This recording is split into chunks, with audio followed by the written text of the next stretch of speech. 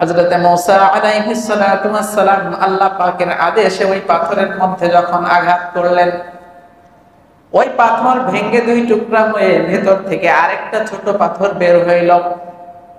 আল্লাহ পাক রব্বুল আলামিন আবারও আদেশ করলেন ওই পাথরেও আঘাত করো।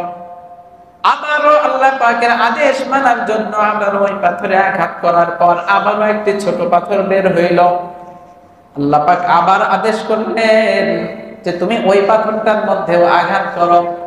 আল্লাহ পাকের আদেশ মেনে হযরত মুসা আলাইহিস সালাতু ওয়াস সালাম আবারও সেই পাথরে আঘাত করার সঙ্গে সঙ্গে পাথর চূর্ণ বিচূর্ণ হয়ে গেল এবং ওর ভিতর থেকে ছোট্ট একটি পিপীলিকা মুখের মধ্যে বালি করার মতো খাবার মুখের মধ্যে নিয়ে বের হয়ে আসলো। আল্লাহ পাক রব্বুল আলামিন হযরত মুসা আলাইহিস সালাতু ওয়াস সালাম এবং পিঁপড়ার মধ্যে পর্দা সরাইয়া দিলেন।